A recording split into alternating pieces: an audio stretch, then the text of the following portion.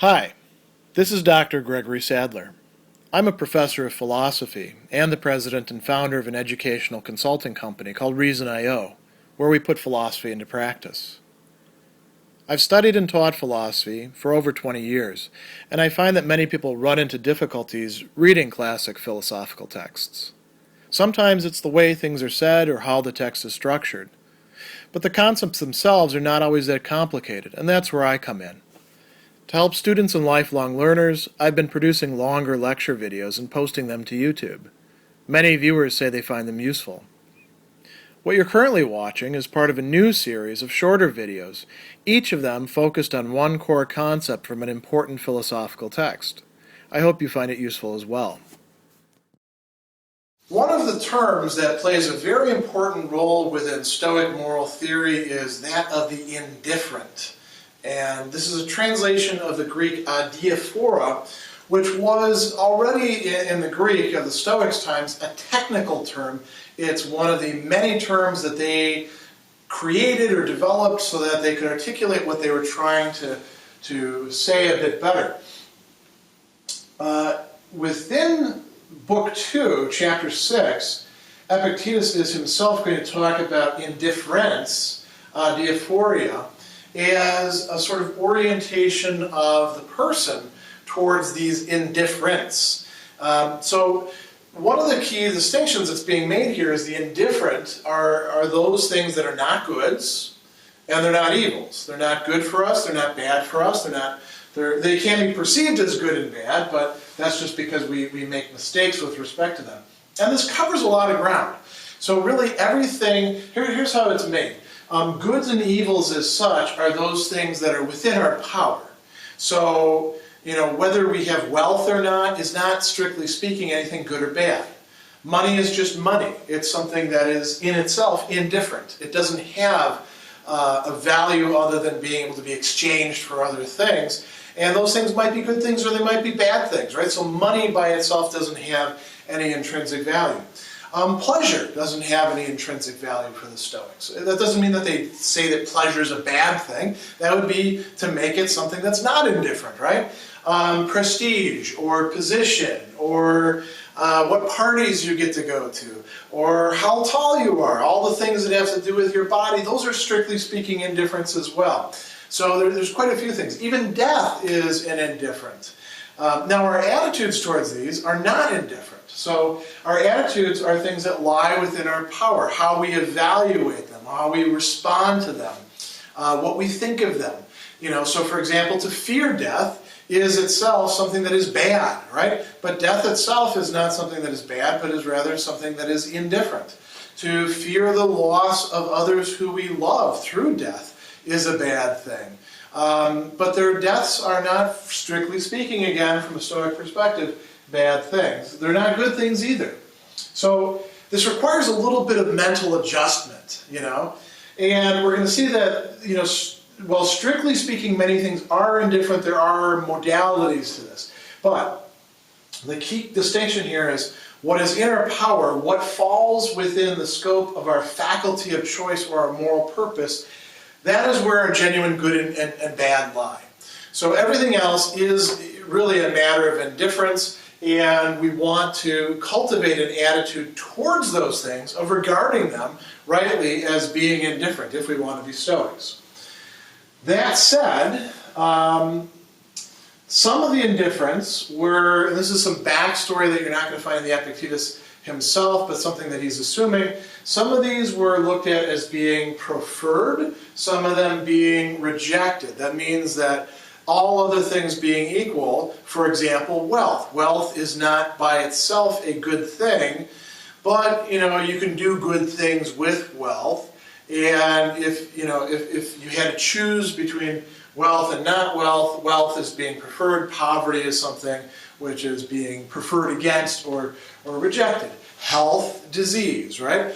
It's better to have a healthy body in certain respects, not in an absolute way, according to the Stoics, but these things are still within the realm of the indifferent. They are not genuinely good or genuinely evil. Epictetus is also going to say, and this is very important in this chapter, but also something that he talks about in many other places, that our use, the krisis in Greek, the way in which we orient ourselves towards, the decisions we make about, the very fashion in which we approach these indifference is not itself indifferent. It has important implications for ourselves. So just because something is a matter of indifference in itself, that doesn't mean that we should be, as he says over and over again, careless towards it, that we shouldn't exhibit some sort of carefulness or caution or attentiveness. We shouldn't so withdraw ourselves from the world in such a way as to say, it doesn't matter to me. That's not a really Stoic attitude. The Stoic pays attention to the things that are indifferent, that are largely externals, but they pay attention to them in such a way as to keep them within proper perspective. So, to make it very, mundane, would a Stoic brush his teeth? Yes, a Stoic would brush his teeth, and he would brush his teeth several times a day. Why? Not because having good teeth is in itself a wonderful thing.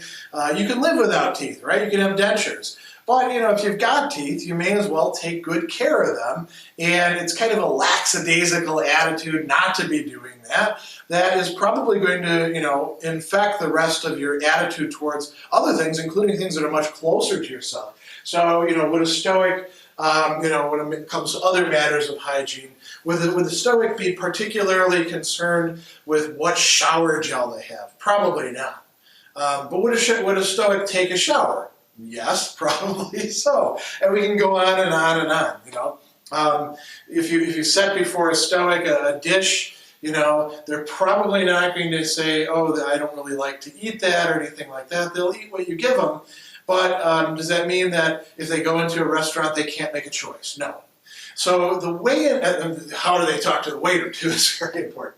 So the way in which we use things that are indifferent is extremely important from the Stoic perspective because it actually does fall within the realm of our faculty of choice. It forms who we are.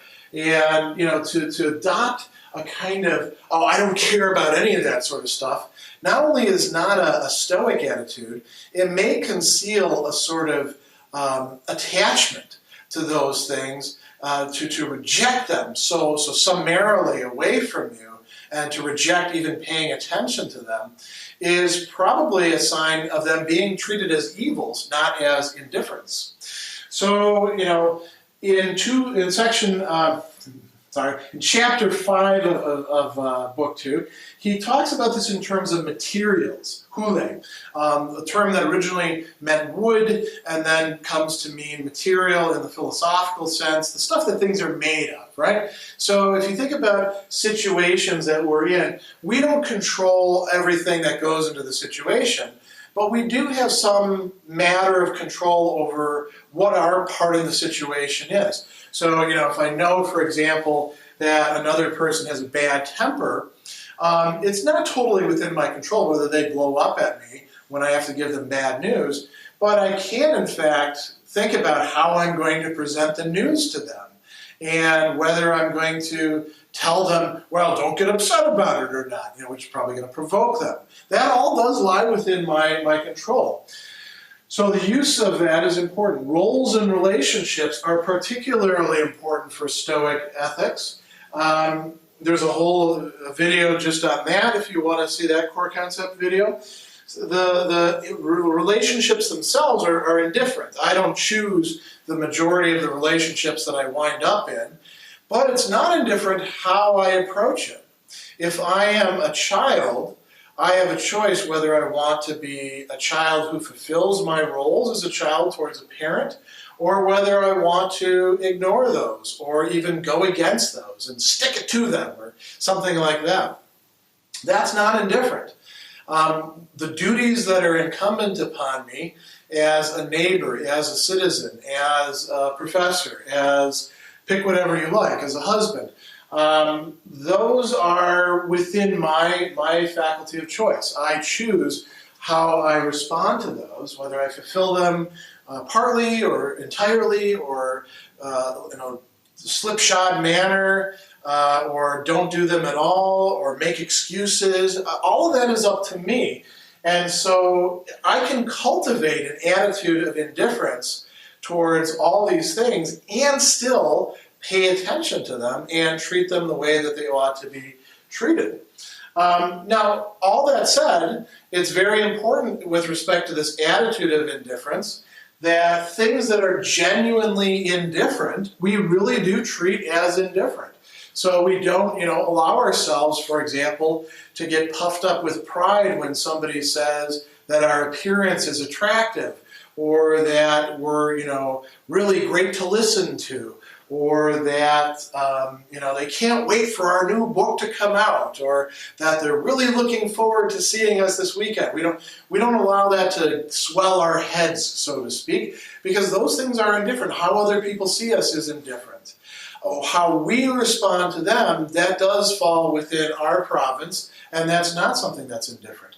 How much money we have in our bank account, that's indifferent. That's not something that we have total control over. The economy could take a dive at any moment.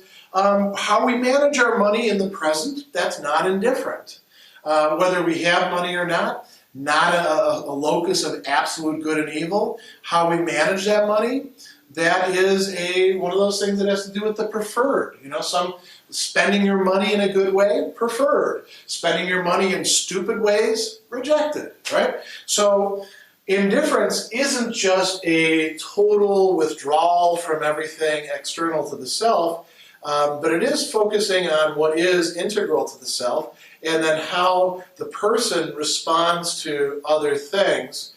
Treating them as indifferent, but treating them also as if our attitudes towards them does matter.